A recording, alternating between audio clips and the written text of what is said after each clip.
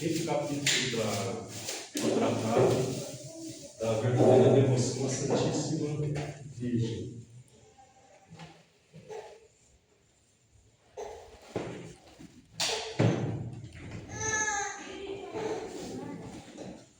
Todo o tratado, de certa forma, se resume a isso aqui, está escrito na lousa. Foi pela Santíssima Virgem Maria que Jesus Cristo veio ao mundo, e é pela Santíssima Virgem Maria que Jesus Cristo deve reinar no mundo. Né? São Luís Maria Grignot de Montfort.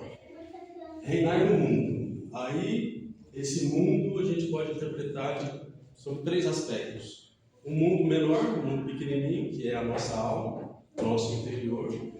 Um mundo um pouquinho mais expandido, que é a nossa família. E um mundo maior, que é a sociedade, as nações, enfim, o mundo no sentido estrito do termo. Mas antes de começar a falar sobre o capítulo 5 propriamente, eu queria fazer uma pequena biografia de São Luís Maria Grignot de Montfort. Bom, ele nasceu em 1673, foi ordenado padre em 1700 e faleceu em 1716. O tratado ele escreveu em 1712, 4 anos antes de ele morrer. Só que ficou perdido, escondido, mas ficou esquecido dentro de um baú ou um armário, alguma coisa assim. Só em 1842 é que foi encontrado. Quer dizer, 130 anos depois de escrito. Ele escreveu, não deve ter falado nada para ninguém, deixou lá e acabou ficando esquecido. No exercício do seu ministério de padre, ele combateu algumas heresias que estavam sendo divulgadas na época, e principalmente o jansenismo. O jansenismo, em Minas Gerais, é uma influência protestante sobre o catolicismo. Por quê? O jansenismo diz que, de forma muito resumida, é algo mais amplo, mas de forma muito resumida, que nós já nascemos predestinados. Alguns nascem predestinados ou para a salvação eterna e outros já nascem predestinados para a condenação. Então não há o que a gente possa fazer por nosso livre-arbítrio. Chega quase a negar o livre-arbítrio. Então, o jansenismo, ele praticamente nega o livre-arbítrio. Porque se há pessoas que já nascem fadadas a ir para o céu e outras que já nascem fadadas a ir para o inferno, não faz muito sentido, né? O que a gente está fazendo aqui, então? Não tem lógica. E São Luís Maria Grignot de Montfort foi beatificado em 1888 pelo Papa Leão XIII e canonizado em 1947 pelo Papa Pio XII. A doutrina dele sobre o tratado influenciou bastante o Papa João Paulo II. Até o lema do pontificado do Papa São João Paulo II era totus tuus, né? Todo teu, uma referência a Maria, que ele se entregava completamente a Maria, assim como São Luís Maria de Montfort ensinava. Bom, agora, tem muita gente que se pergunta, né, por que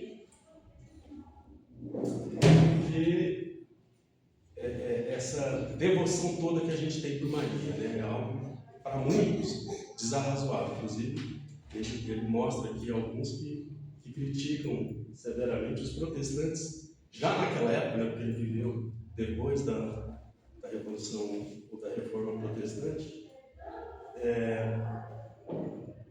Então, muitos criticam essa devoção, mas isso tem fundamento, bastante fundamento teológico para a gente ter toda essa devoção por Maria, né? Afinal de contas, foi por meio dela, da Santíssima Virgem, que Cristo veio ao mundo. Foi o canal pelo qual Deus se encarnou. Então não há canal não há meio, não há uma via mais segura de a gente ir a Cristo do que por Maria. Ele veio a nós por Maria e nós vamos a ele por Maria. E, inclusive, tem vários dogmas marianos, tamanha a importância de Nossa Senhora para o catolicismo. E o que é um dogma? O Catecismo da Igreja Católica diz: o magistério da Igreja faz pleno uso da autoridade que recebeu de Cristo quando define dogmas, isto é, quando propõe um modo que obriga o povo cristão a uma adesão irrevogável de fé, verdades contidas na revelação divina, ou quando propõe, de modo definitivo, verdades que tenham com elas um nexo necessário. Em resumo, um dogma é uma verdade de fé. É importante entendermos que o Papa proclamar um dogma não faz com que, a partir daquele momento, fosse feita uma verdade. O que acontece é a confirmação de uma realidade que sempre existiu. Então, dogma é uma verdade de fé que a Igreja impõe, né? Resumidamente, impõe a nossa vontade. Você, quem é católico, tem o dever de aceitar aquilo que a Igreja ensina em caráter dogmático.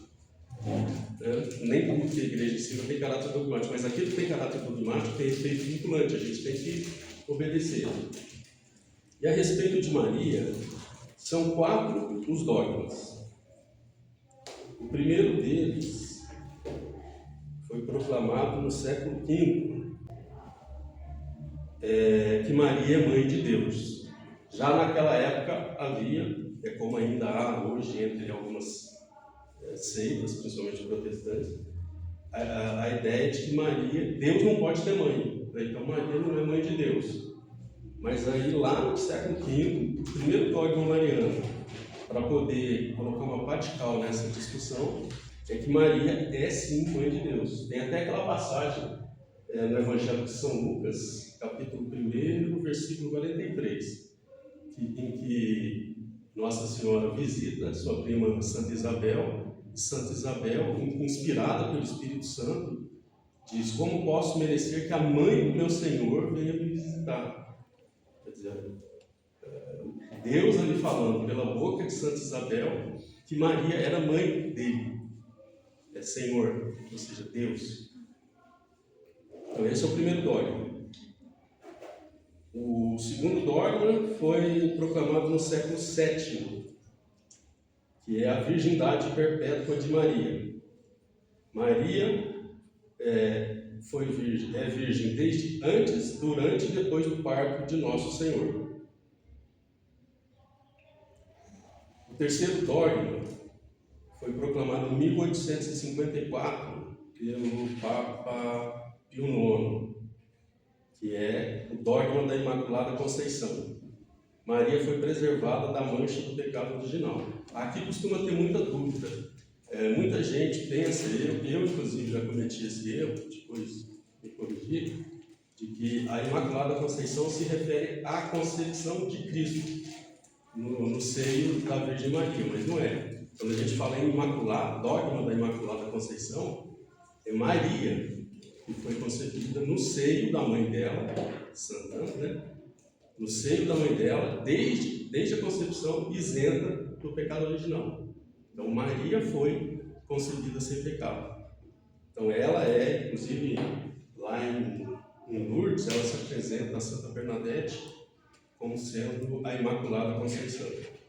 Isso apenas 4 anos depois da proclamação do dogma, em 1858.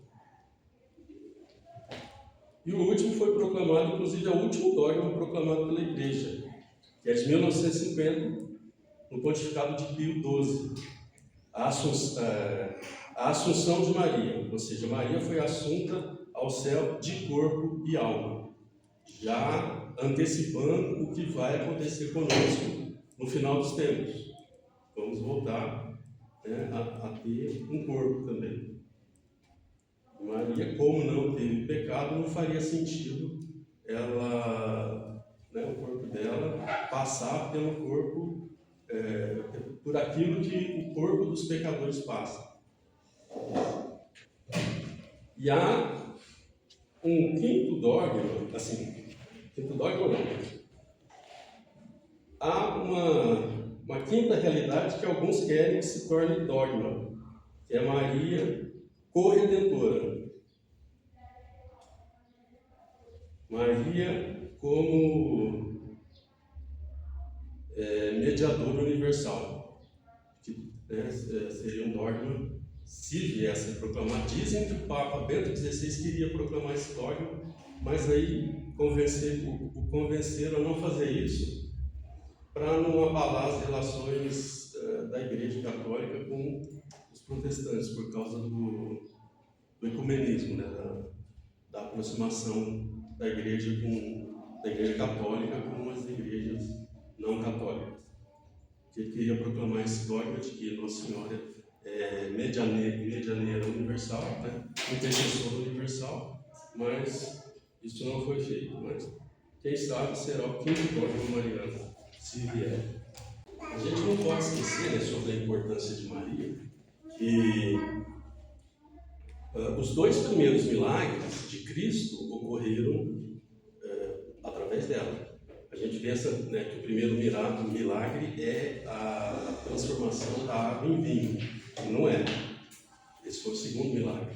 O primeiro milagre foi a santificação de João Batista, na visita que Nossa Senhora fez à sua prima Santa Isabel.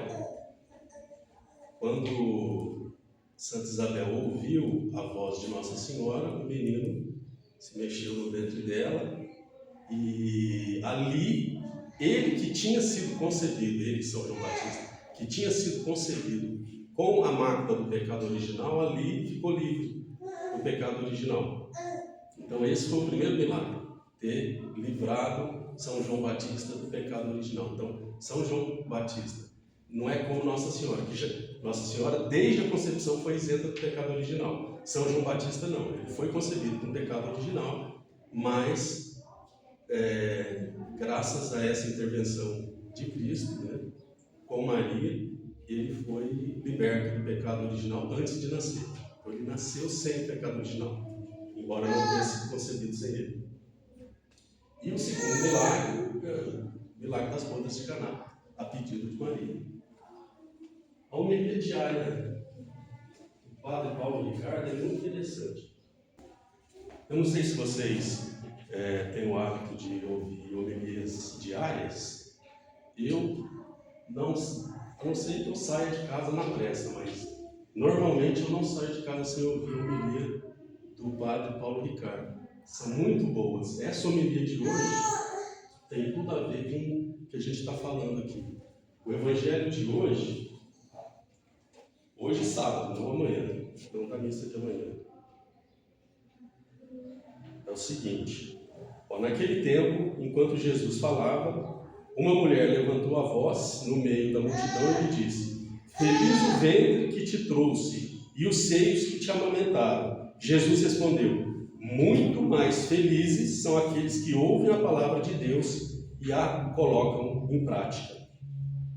Ouvindo isso, a gente fica com a impressão de que Cristo está desmerecendo a Virgem Maria, né? Está colocando um pouco para baixo, né? Mas o Padre Paulo Ricardo, na homilia de hoje, ele mostra que é o contrário.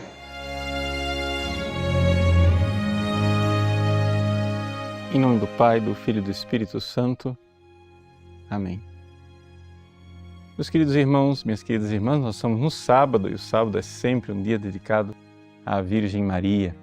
Bom, aqui nós temos um evangelho propício para refletirmos a respeito da bem-aventurada Virgem Maria. Uma mulher no meio da multidão elogia a Virgem Maria porque ela foi o seio no qual Jesus amamentou. E Jesus redarguiu aquele elogio da mulher, dizendo: felizes, sobretudo, os que ouvem a palavra de Deus e a põem em prática.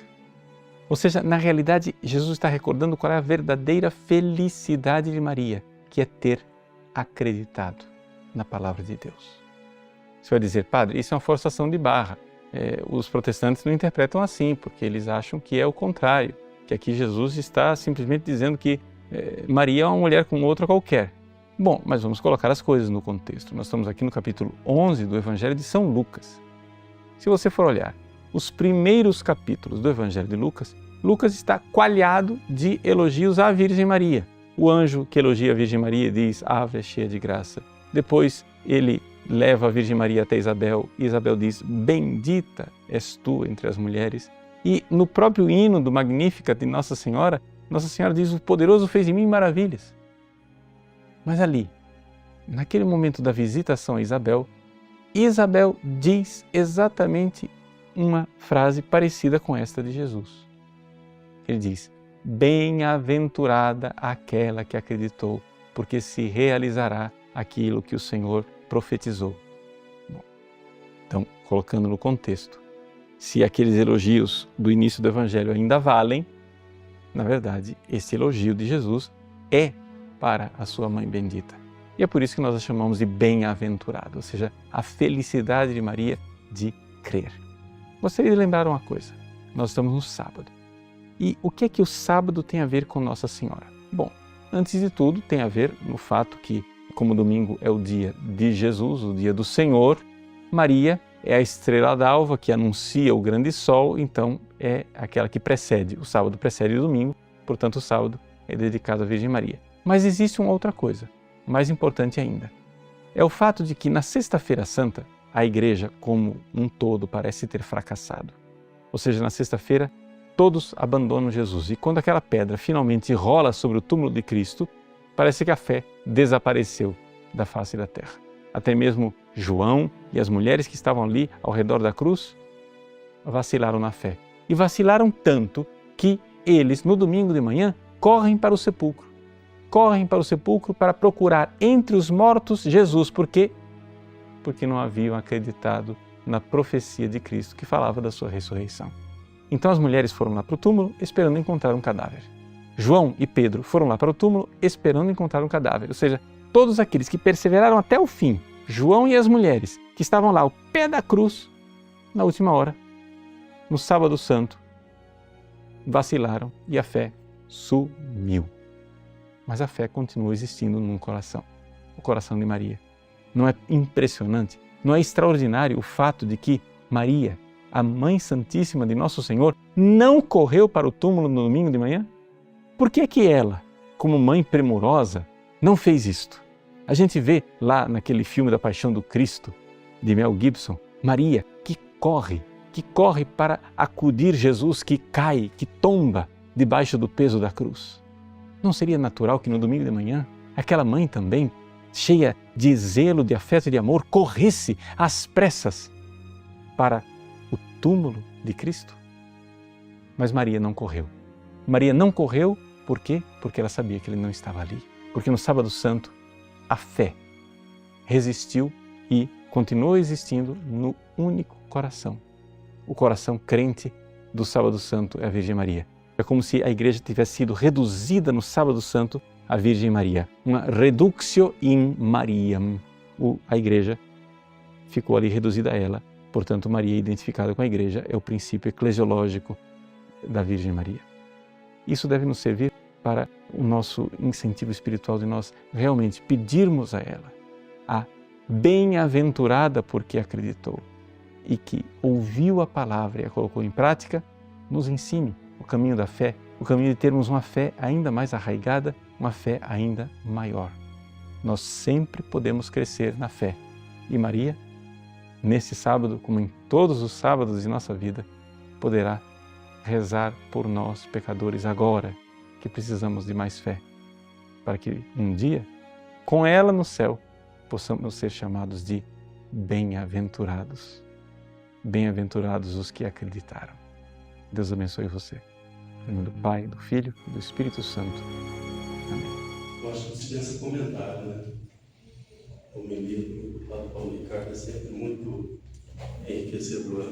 É impressionante como ele aborda certas passagens bíblicas assim, de forma totalmente diferente daquilo que a gente está habituado a ouvir, né?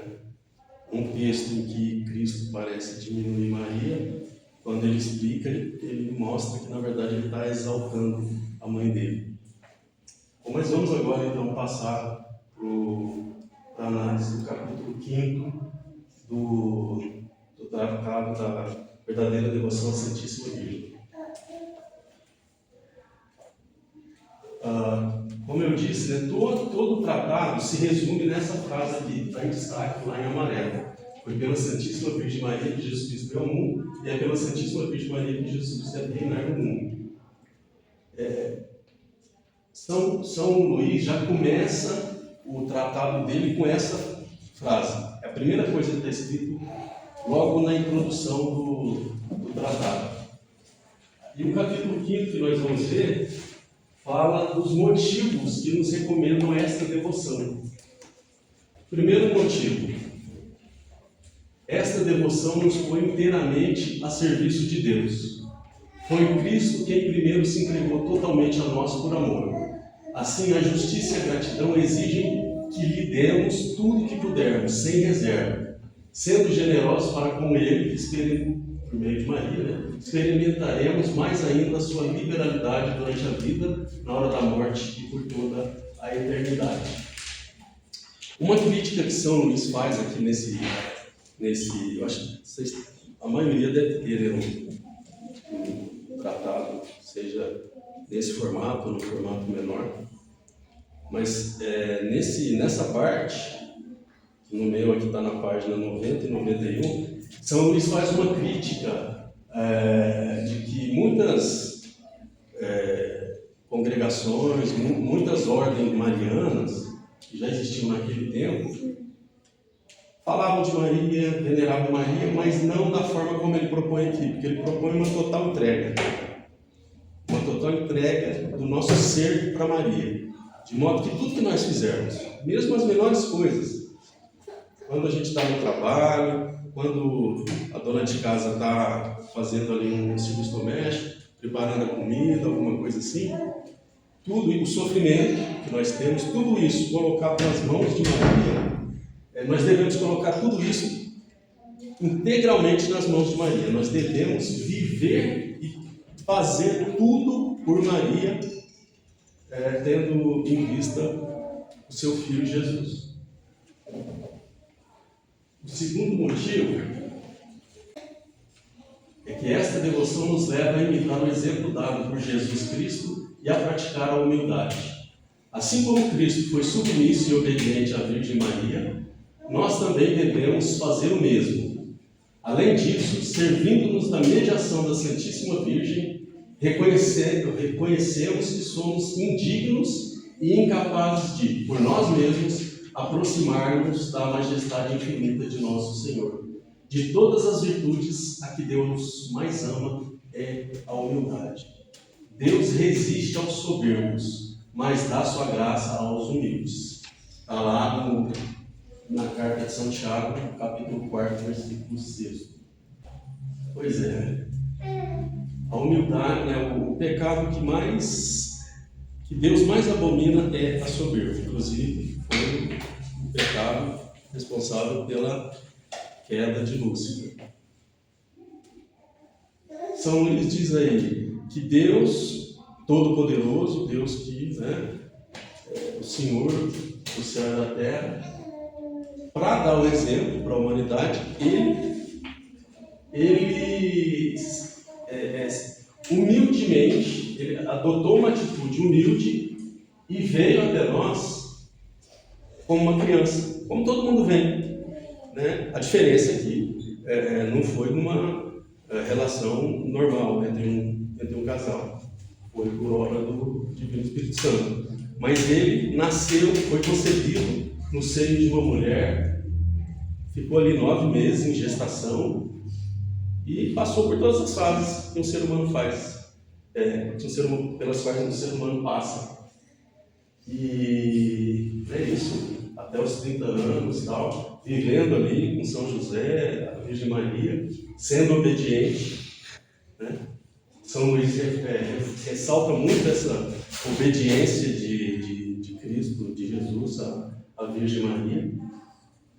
E ele poderia ter vindo, já aparecido na pessoa de um homem adulto e começar a pregar a partir dali, mas não, ele preferiu humildemente se fazer pequenino e passar por todas as fases que um ser humano comum costuma passar.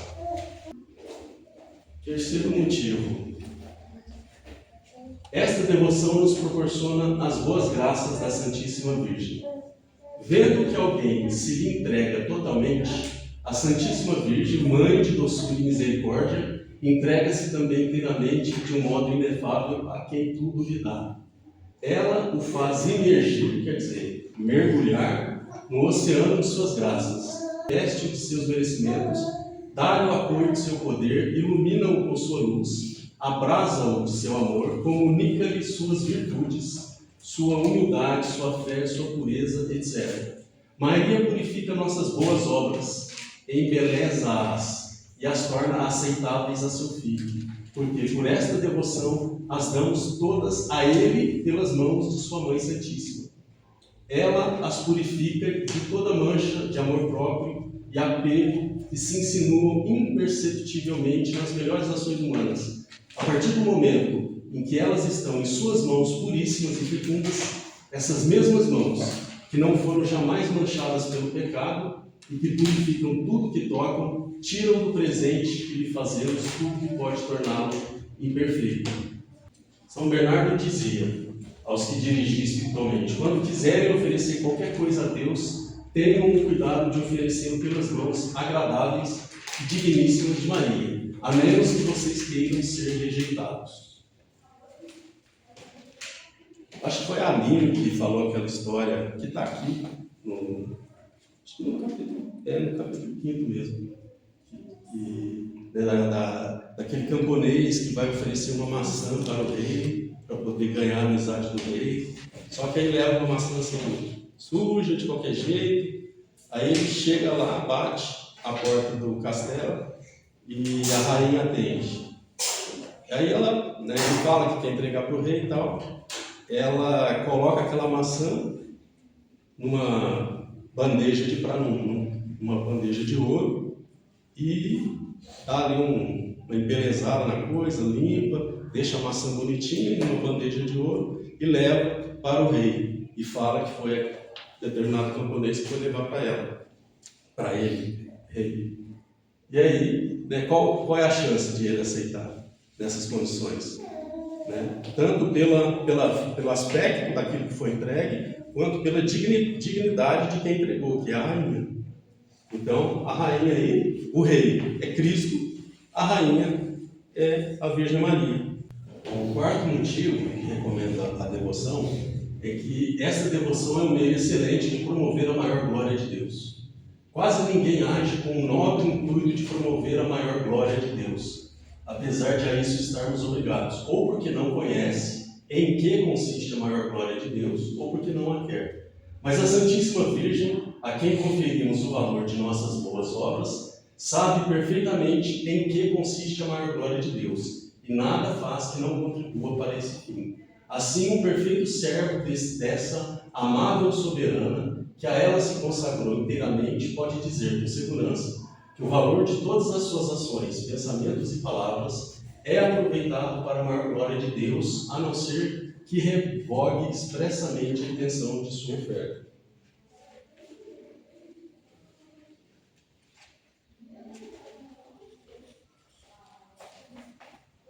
Ou seja, a pessoa pode se entregar à Virgem Santíssima, mas o livre-arbítrio não fica suspenso, não fica revogado. A pessoa pode depois desfazer esse contrato, vamos dizer assim, com Maria. A pessoa pode, como o visualmente diz ali, a não ser que revogue expressamente a intenção de sua oferta. Então, essa oferta que a pessoa faz de si para Maria não vincula a pessoa se ela não quiser. É o livre-arbítrio. O livre-arbítrio fica preservado. Quinto motivo, que recomenda a devoção. Essa devoção conduz à união com o nosso Senhor.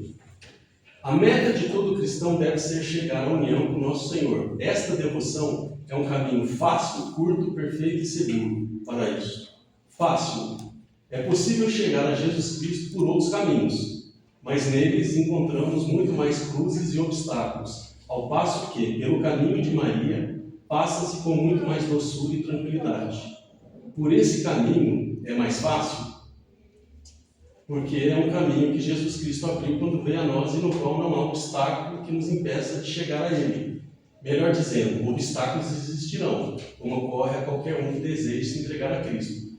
Mas o auxílio da bondosa Mãe Celestial fará com que os superem com mais facilidade. A Santíssima Virgem adoça todas as cruzes. Então, a pessoa pode, às vezes movida até pela soberba, querer praticar a virtude sem a intercessão da Virgem Maria.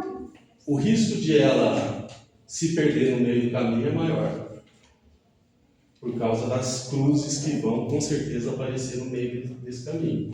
Também é um caminho mais curto. Os inimigos do homem, que são o demônio, a carne e o mundo.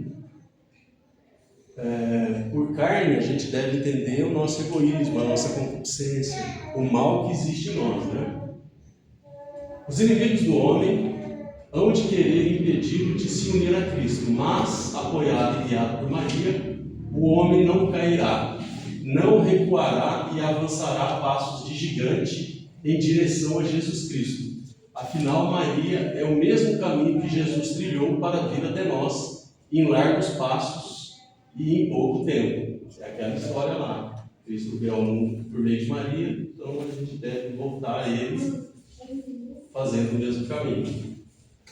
É o caminho perfeito. Como sabemos, Maria é a mais perfeita e a mais santa das criaturas. E o Altíssimo, o inacessível, aquele que quis vir até nós por meio da humilde Maria, sem nada perder de sua divindade e santidade. E é através de Maria que nós devemos subir perfeitamente ao Altíssimo sem recear coisa alguma. É também o caminho mais seguro. Essa devoção não é nova.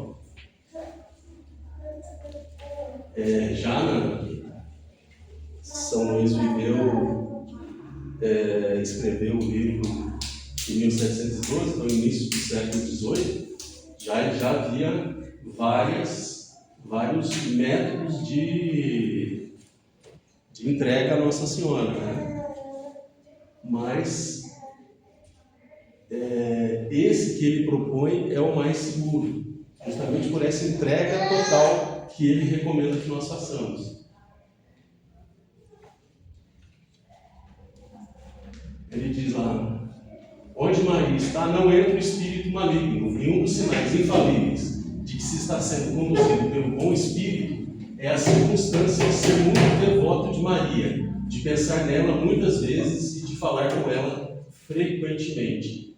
São Germano de Constantinopla dizia: como a respiração é sinal inconfundível de que o corpo não está morto, o pensamento assíduo e a invocação amorosa de Maria é um sinal certo de que a alma não está morta pelo pecado.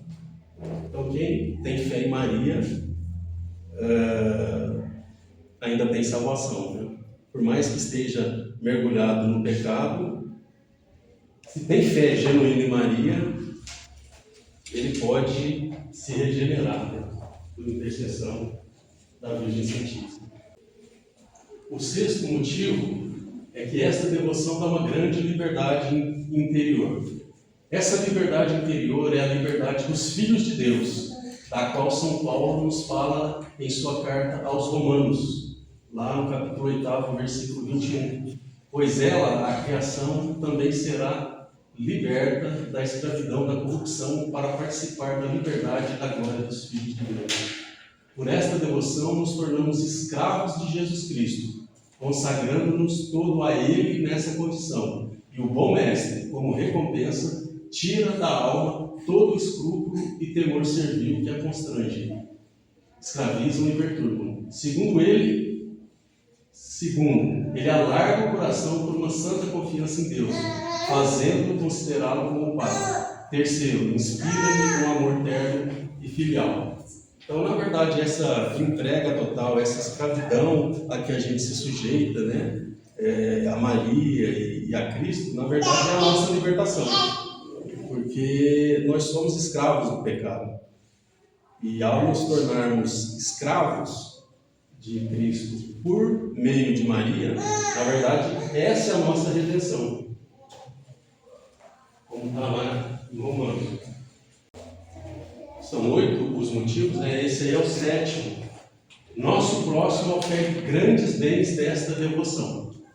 Isso porque, praticando esta devoção, exercemos para com o próximo a caridade de uma maneira eminente, já que lhe damos pelas mãos de Maria o que temos de mais caro, isto é, o valor satisfatório e impetratório de todas as nossas boas obras, sem excetuar o menor dos bons pensamentos e o mais leve sofrimento.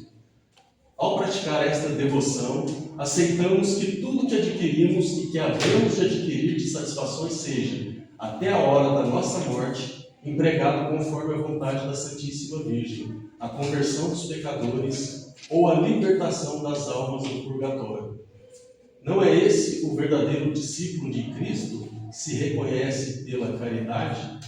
É preciso notar ainda que nossas boas obras, passando pelas mãos de Maria, recebem um aumento de mérito e de valor satisfatório e impetratório. Por isso, elas se tornam muito mais capazes de aliviar as almas do purgatório, de converter os pecadores. Ou seja, quando a gente faz essa entrega a Maria e, por meio dela, a Cristo, tudo aquilo que, todas as nossas boas obras vão para ela, ficam sob a administração dela, deixam de pertencer a nós e passam a pertencer a ela. E ela administra os méritos, né? Ela administra essas boas obras, ela aplica os méritos dessas boas obras conforme ela achar mais prudente. Então, não necessariamente vai voltar para nós, até porque às vezes a gente não precisa de uma graça. Ela pode usar esses nossos méritos para tirar uma alma do purgatório, para a conversão do pecador.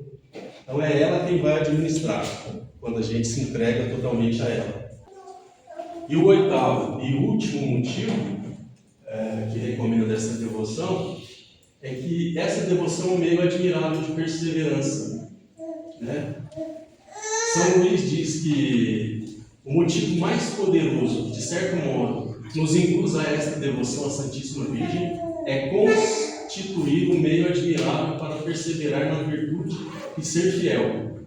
Como se explica que a maior parte das conversões dos pecadores não seja durável? De onde vem a facilidade de recair no pecado? Porque a maior parte dos justos, em vez de avançar de virtude em virtude e adquirir novas graças, muitas vezes perdem um pouco de virtude e graças que tinham.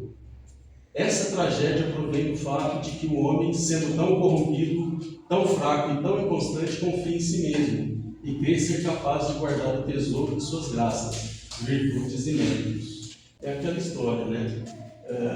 O homem sozinho tentando ir rumo a Deus, ele corre um sério risco de, diante das dificuldades, fraquejar e abandonar o caminho que leva a Deus.